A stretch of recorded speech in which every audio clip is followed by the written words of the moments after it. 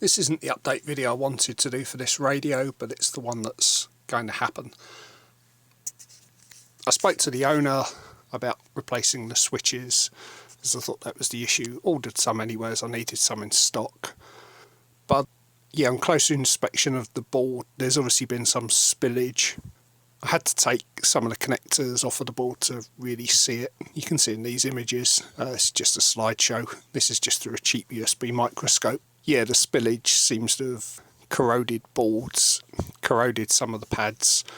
It's taken at least one of the legs off of the IC. The IC here I think is the audio amp.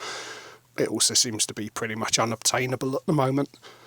So I think this is probably as far as the repair's going to go. I have powered it up since, just trying to disconnect the corroded area. The screen flickers briefly. I've not looked under the display to see if the corrosion's gone further. But yeah, it's probably a non-economical repair at this point. Did find that the soldering also just wasn't very good on this radio.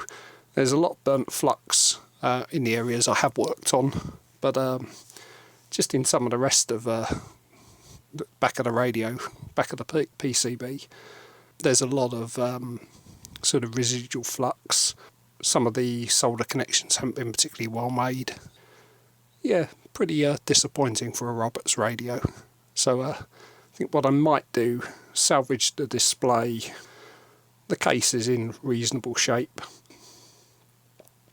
and just keep it as a source of spares for if I get another one of these that needs fixing. But yeah, the owner's okay with that. They've bought a new replacement radio, so this was just an off chance it could be fixed. So the end of the story for this radio.